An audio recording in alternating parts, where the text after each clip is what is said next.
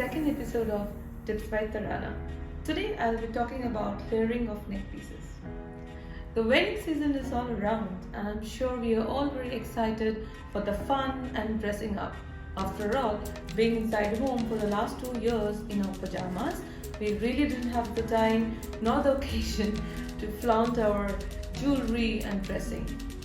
So now's the time to flaunt your jewelry, and I will tell you some tips on how to do it correctly. I'll talk about layering of neck pieces. So when we try to layer our neck pieces, it is important to remember two things. First, the choker and the longer neck pieces that you're wearing should be of the same metal, and second, they should be of the same color palette.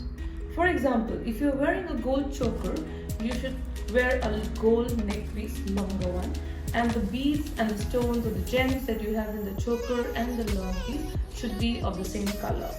Similarly, if you're wearing a pearl choker, you should wear a longer pearl necklace. Here, I'm wearing a silver oxidized choker and a silver oxidized long neck piece. And the black beads here are complemented by the black stones here. So I'm wearing of the same metal and the same color palette.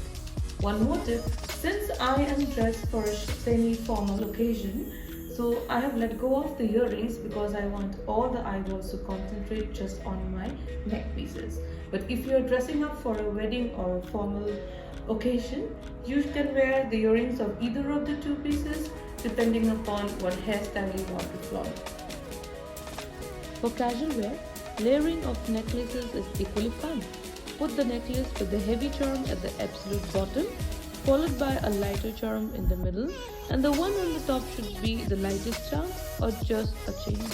This will create the right stack.